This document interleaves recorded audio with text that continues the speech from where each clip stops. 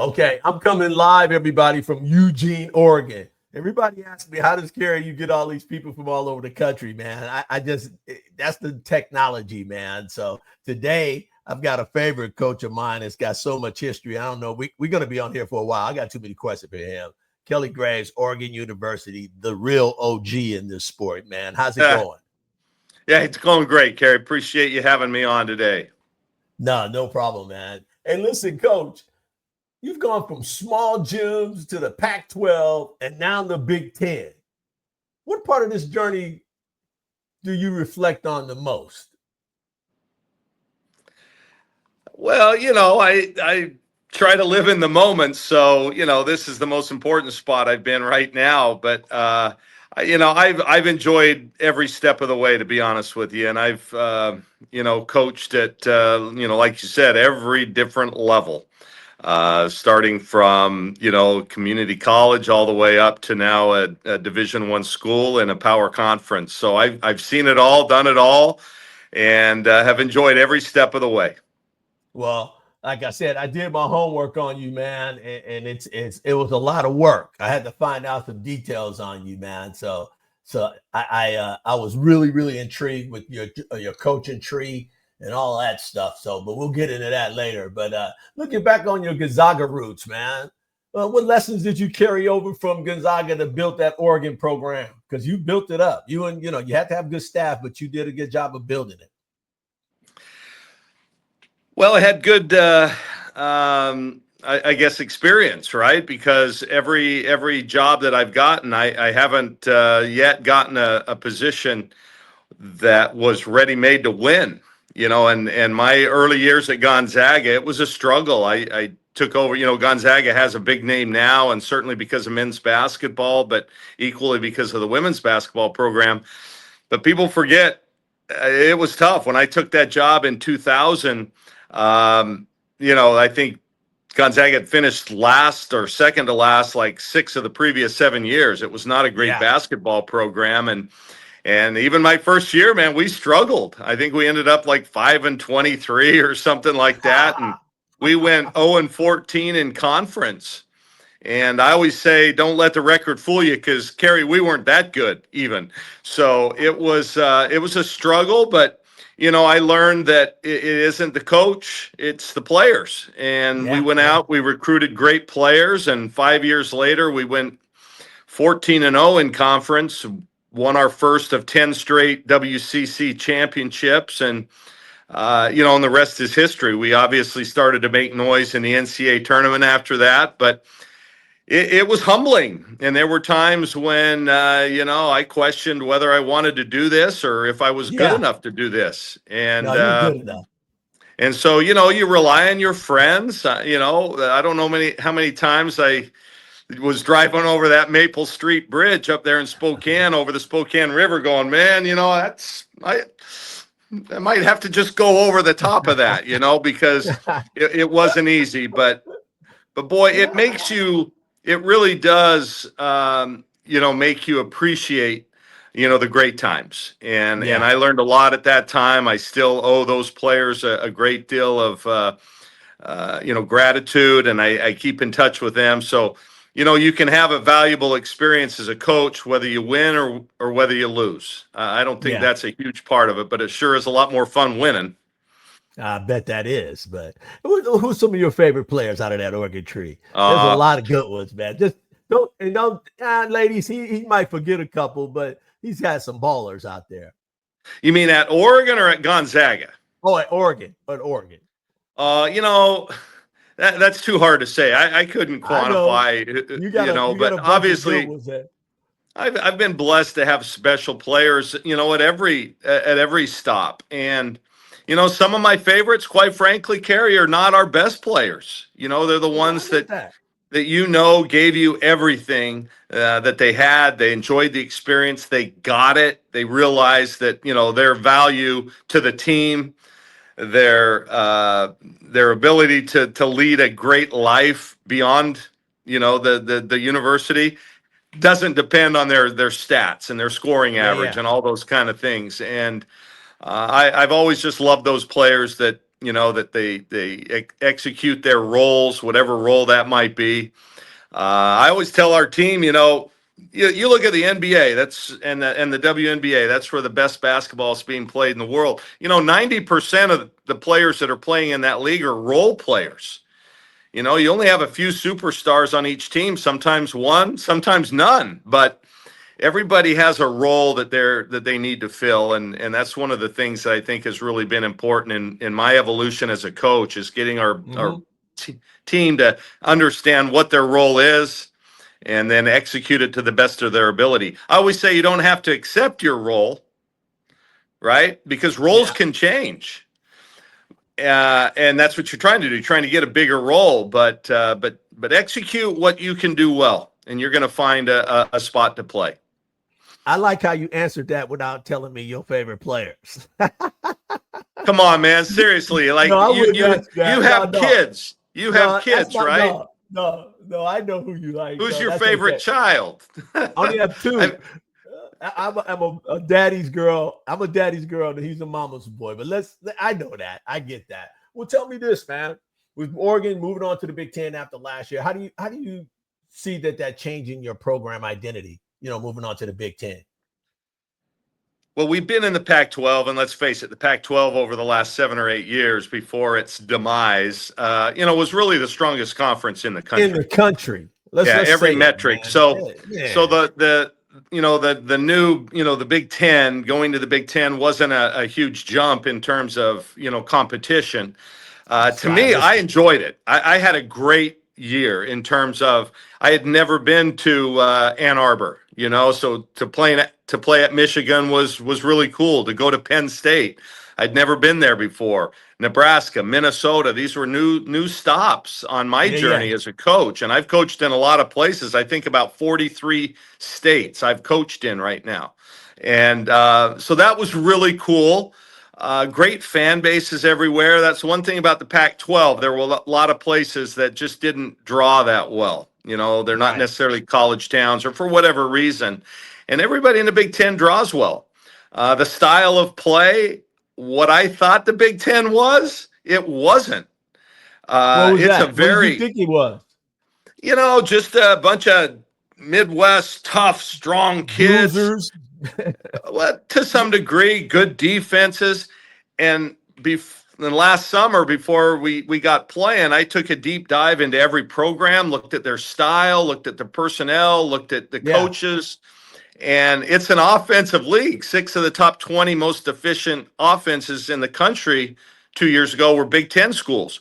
No Big Ten schools in the top 50 in defensive efficiency. I would have never guessed that.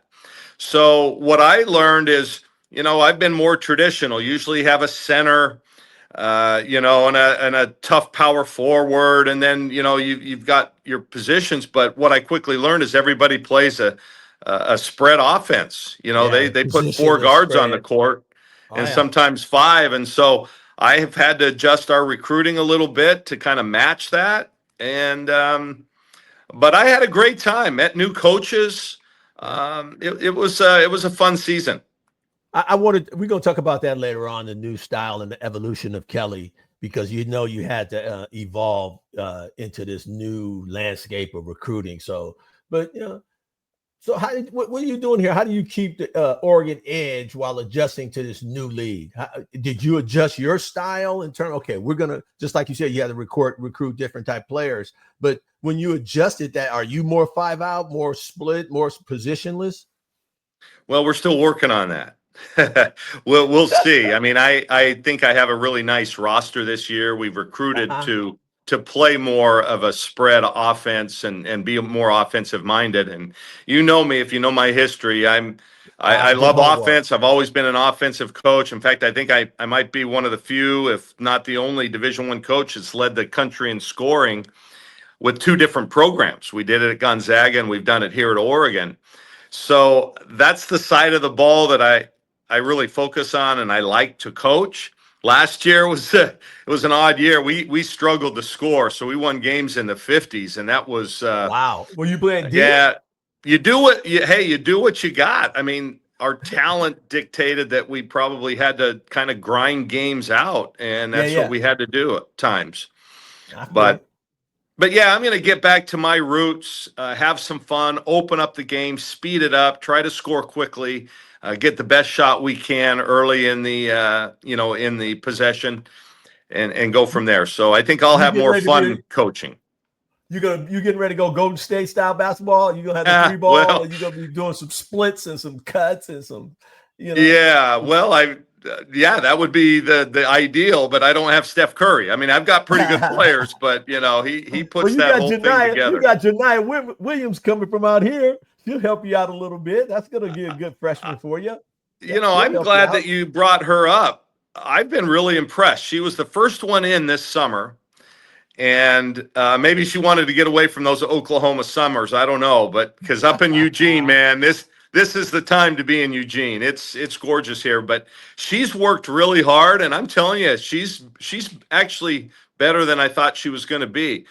Now it Mhm. remains to be seen how she blends in with a team because right now we're just Uh-huh. doing a lot of individual stuff. But boy, skill wise and work ethic wise, she's on point.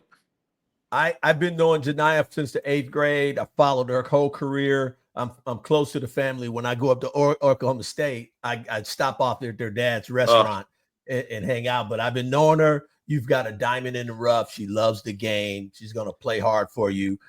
She's not going to cause any problems.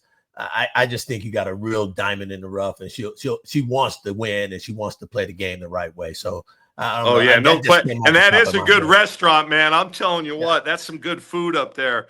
Her Yeah. dad knows he knows how to cook for sure. Yes, he does. I tell you. So one other thing, and I'll move on. The Pac-12. How, well, I mean, I hated that the Pac-12 doesn't exist. You touched into it a little bit earlier about the best conference in the country. Just bottoms up, man. The Pac-12 was. I just don't. I understand the business side of it, but I hate it that it's gone. I really do. Well, so do I. And it shouldn't be, quite frankly. It was mismanaged from the top down. The presidents, the commissioners, they just yeah, it's a shame. Actually, it's a shame. I'm still hopeful that someday it might come back. In a, I Different understand version. that the name still exists and they're creating new teams and things like that in it. But Yeah. the old Pac-12, I'm still a believer that we should be playing who we should be playing. We should be playing a West Coast Yes. teams all the time. But Preach. they didn't ask me. They didn't Nah. ask me for my input. So it is what Was it that is. I'm above your happy to pay be where grade, we're huh? at. That I'm was above happy to be Kelly's where pay we're grade. at, but I Well, wish it was back. I tell you, man, I followed the Pac-12 my whole career. Hey, football, basketball, you're talking rivalries from Stanford to Cal to Oregon to what? Oh, I just don't get it. And the new one that they're coming up with, okay, it's what it is. But I definitely hate the fact that we're not having that Pac-12, one of the best women's basketball conferences in the country. So we'll move on from that. Let's come into the future, man. We're gonna move over into 2022, 23 in that era here. Let's talk about this. And I know it's a little dicey subject, but you said we can go there a little bit.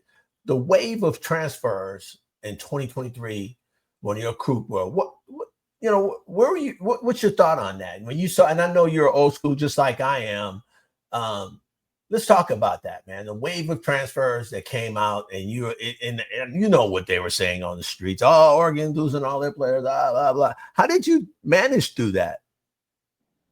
How did I manage to lose the players? No, not lose the I'm players. kidding. How did you Um, manage through the process? And you as a yeah, as an it's OG, because you're old school.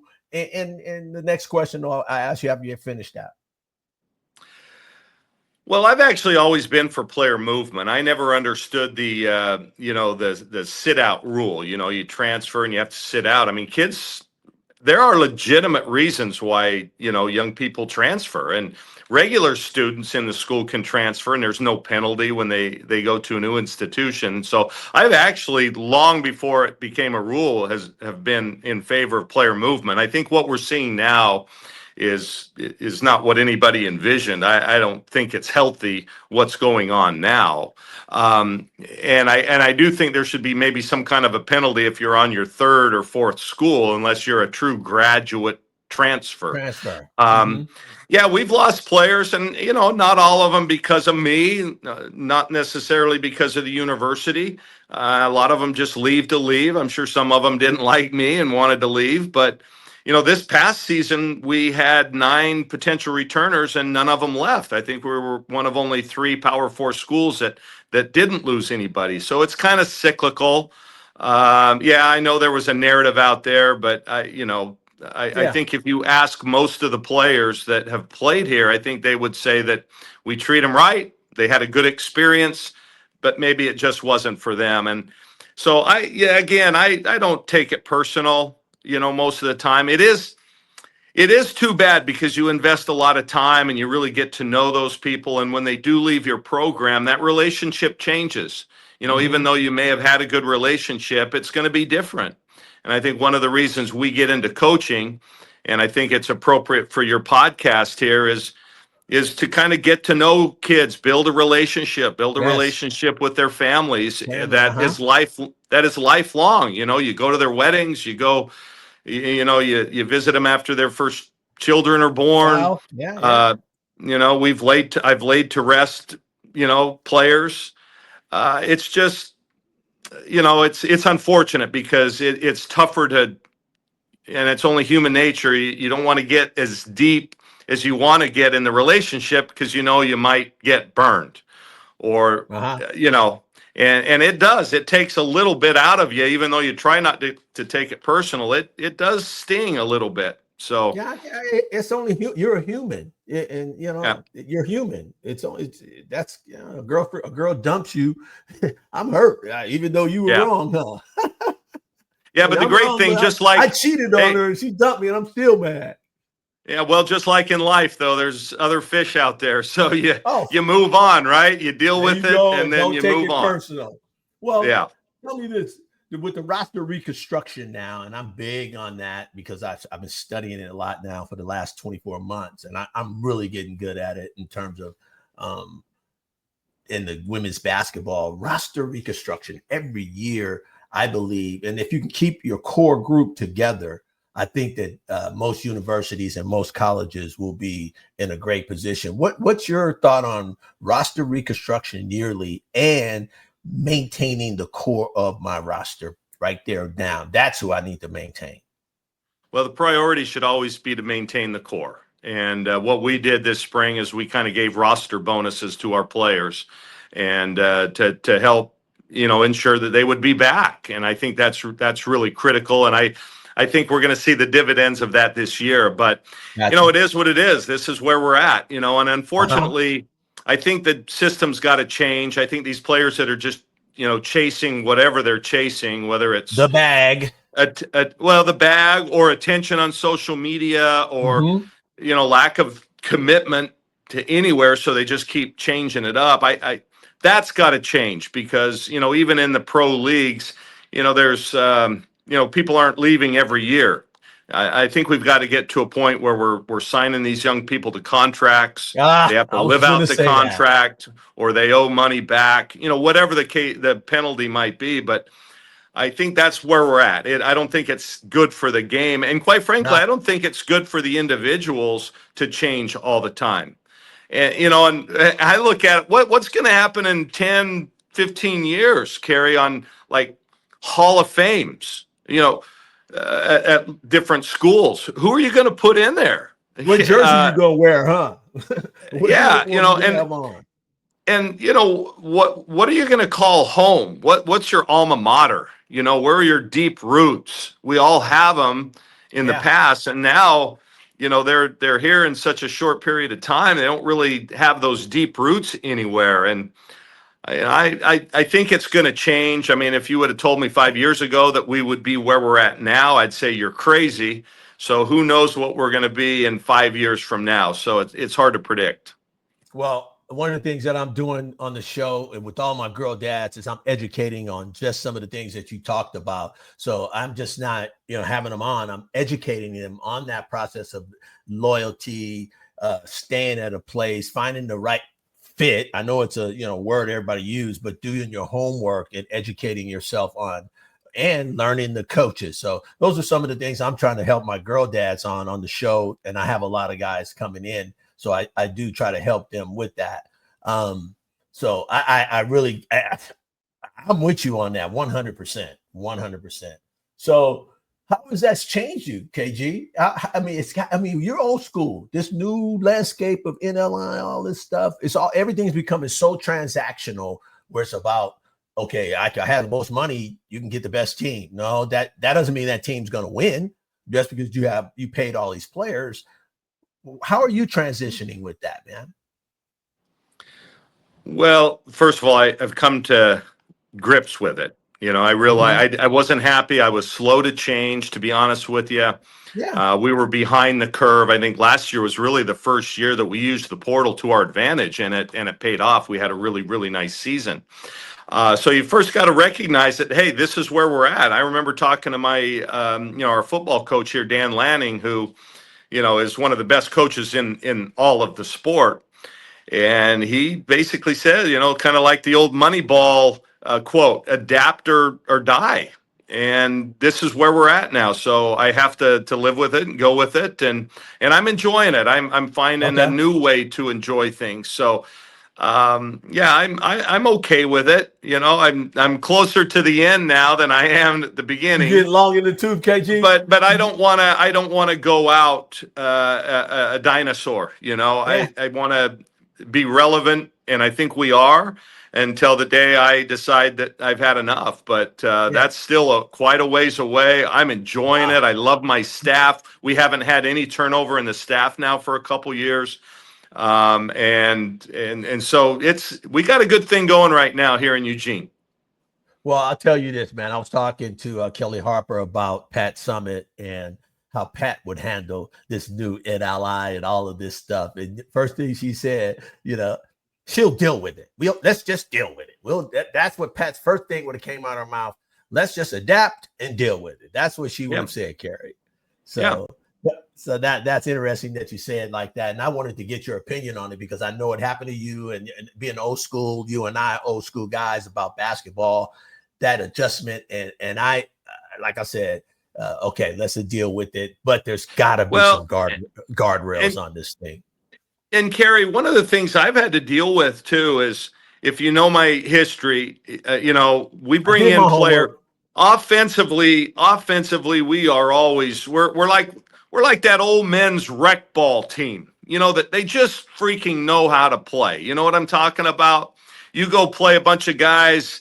And you go, oh, they don't look like much, and then boom, boom, boom, boom. They really know how to play, and I've had the same offensive philosophy for 30 years. And so when a player comes in as a freshman, they might be a little bit behind, but then by their sophomore, then junior, then senior years, they play so well together because we're not changing the offense every single year like some coaches do. Yeah.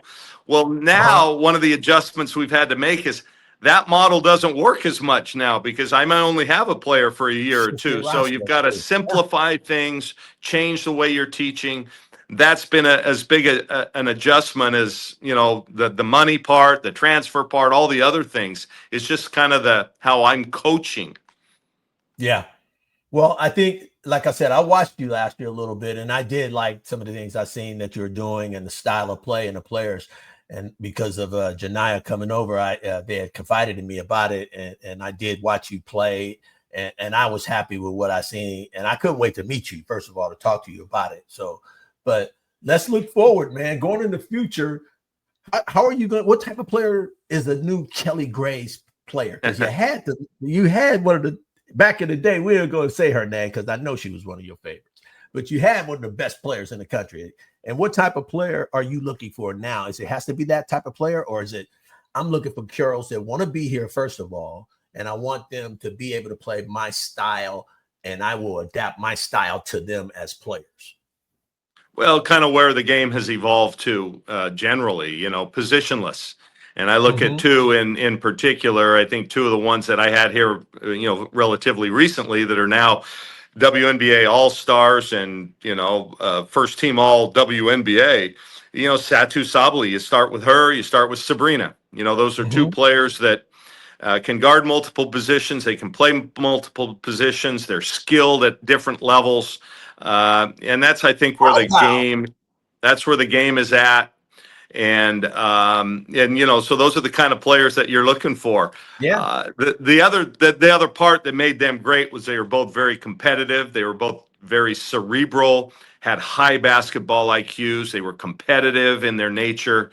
Maybe the most competitive player outside of those two I was talking about that I've coached was Courtney Vandersloot. I mean, to me, she's the epitome of what it is to be a collegiate student athlete. I mean, she was incredible in every which way and impacted the game and continues to impact the game in a huge way.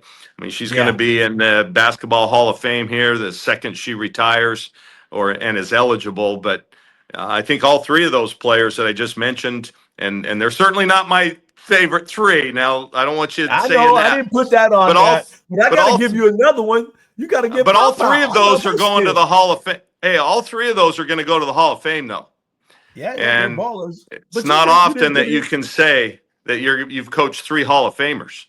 No, but KG, you didn't put the Pow Pow in there. She's a pretty good little player too. She's a pretty good Well, player for you. Tahina was, and I'm happy that she had her opportunity to win a national championship. I'm proud of her. I Yeah, haven't stayed in great contact with her, but I always cheer for her. She yeah. had 3 great years here, and I think we prepared her, for her success in the WNBA. I think she would say that too, but Mm-hmm. it just ultimately didn't work here, and she moved on. It's not a thing nowadays. Kelly is so it's not a flag to move. It's just a climate that we're in, man. It's just the climate that we're Yeah. in. It's more transactional and it's getting to be professional. So, well, it is professional because we're paying them. But let's land this plane, man. We've been going at it. You and old school guys like that will be talking all night. Let's talk about something else I thought that was intriguing to me. Kelly Gray's coaching tree. I could go down that tree when I was doing my homework. No one knew. I was like, Nicole Powell? Whoa. I'm like, okay. J.R. Payne, which is one of my favorite people, and I do things with J.R. at Colorado. I really like them in Townsend up there. Lisa Fortnay, come on. You have just been, your tree, is that something that I think that's a good legacy. When you extend out and these coaches start putting, all of them got a little bit of Kelly in them. I didn't even mention Mark Campbell. So there's coaches you have, man. Is that important to you to be able to? How do you feel about that? Well, I'm proud of what they've done, and I stay in really close contact with most of them, and I still to this day run things off them. I don't know how many times I've called JR and say, "Hey, JR, what should I do in this situation?" And same with Lisa, and they really help me out, so I rely on them. But I'm a coach. If you came around our program and spent a week here, you would realize that. I not that I allow that, but our coaches, my staff, they have a lot of autonomy. I'm not a micromanager by any stretch of the imagination. I give them, the freedom to coach the team out on the court during practice. It's not a monologue by me. I'm not a dictator in that kind of way. And I Yeah. think so they're allowed to grow. And then I encourage them to move on. If they feel like it's time, go for it. And I encourage them to apply for jobs. And, I always say, well, go through the process. You don't have to say yes. You can say no at some point, Mm-hmm. but I think it helps them. And I'm really proud of how all of, I think I have 4 or 5 now that are Division I head coaches that Oh yeah. either played for me or coached with me. And 2 years ago, I didn't make my team didn't make the NCAA tournament, but all of theirs did, That's all of still an the extension others. of So you. I had 5. Yeah, I mean, I had I think 5 coaches that were in the NCAA tournament, and not me. So, but I was proud of them and was cheering them on. Yeah, that's good stuff, man. And like I said, we got to land this plane, or we be talking long because I have so many more. But I gotta get you back on at a better time. We could talk more. We'll talk basketball all along. But to finish this for me, coaching at Oregon is the best thing that I could be doing. I love it. I absolutely love it. This is a great place. We're in a good place. It's easy to raise a family coaching here. It's very family oriented, and yeah, it's an amazing place. So if any recruits are watching or recruits' parents, All of them send are them to watching. Eugene, man. Send them to Eugene. Hey, We'd love to take all care of my them for girl a few dads, years. all my girl dads are watching, and they know they're watching. And I don't want to skip you on this PSA level, guys. I've told you guys I'm on a PSA level to make sure you guys go check your prostate. It's super important. I wouldn't have mine checked, and it was higher than what I like, so I got to change my diet a little bit and keep an eye on it. So you guys, all my girl dads out there, don't get into your feelings. If you need to talk to me about it, DM me. We could talk about it because I know we guys don't want to share our feelings and stuff like that, but it's no biggie. But get early. We got to be here for our daughters. Kelly, thanks a lot for coming, man. I really appreciate you. I'm going to get up to Eugene one of these days, man. And as far as I've gotten was Portland. I've come up there for the Adidas directors meeting a couple times. I need to get up to Eugene up there and see Nike country. So we're 100 miles due south of Portland. It's a beautiful place. We'd love to have you, Kerry. And thanks for the honor of being on today. Appreciate it. No problem, man. I think all the girl dads and all my players out there that's come on the show wanted to see Kelly and not just, meet you on the screen, but they want to get to know who you are. And I think this gave them an aspect, ladies. So check out the recruiting guys. Oregon is a hot spot too. All right. Kelly, take care. Thank you.